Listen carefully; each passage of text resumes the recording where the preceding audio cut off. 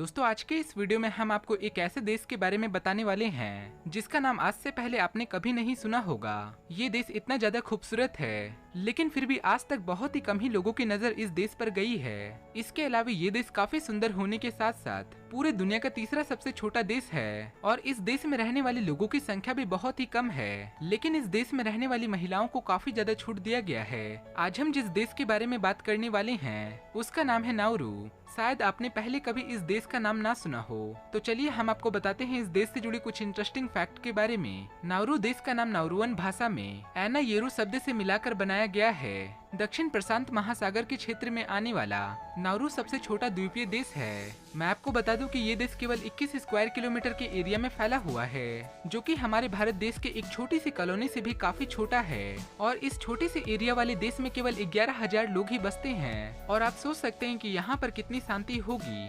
Micronesia और Polynesia लोगों के द्वारा 1000 ईसा पूर्व नाउरू देश को स्थापित किया गया था।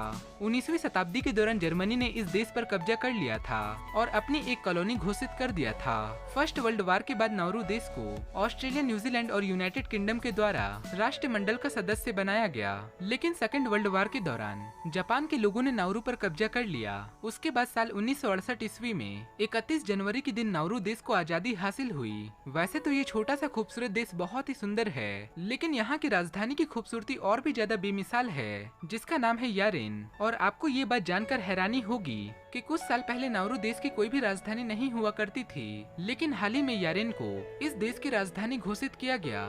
इस पूरे देश में 50.8% पुरुष और बाकी के बचे महिलाएं रहती है। और इस देश में रहने वाली महिलाओं को 18 साल होने के बाद देह व्यापार करने की आजादी कानूनी रूप से दी जाती है। जो भी महिलाएं इस काम को इस देश में करना चाहती है तो उसे सबसे पहले अपना नाम रजिस्टर करवाना पड़ता है, जिसके बाद उन्हें एक आई कार्ड मिलता है ताकि इन्हें कोई भी परेशान ना कर सके।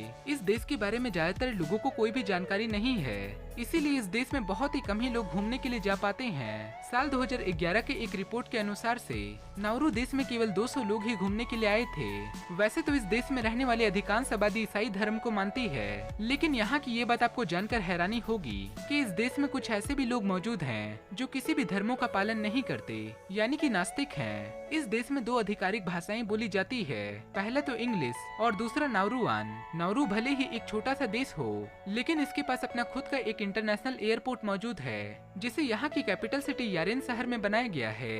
इस देश के पास ना तो अपनी खुद की कोई सेना है और ना ही कोई सैटेलाइट सिस्टम। इस देश में नारियल को अच्छे पैमाने पर उगाया जाता है और नाउरू ही अपने आसपास के देशों में नारियल को एक्सपोर्ट करता है।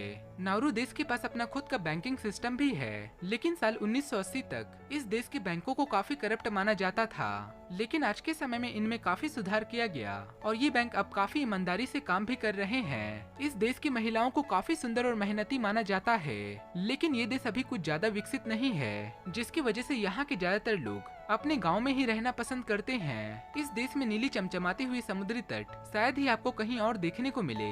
इस देश में लड़कियों की शादियां काफी कम उम्र में कर दी जाती है। नाउरू देश में 96% लोग पढ़े लिखे होते हैं। अगर आपको शांति वातावरण का अनुभव करना है तो इस देश से बेहतर आपके लिए कोई और देश नहीं हो सकता।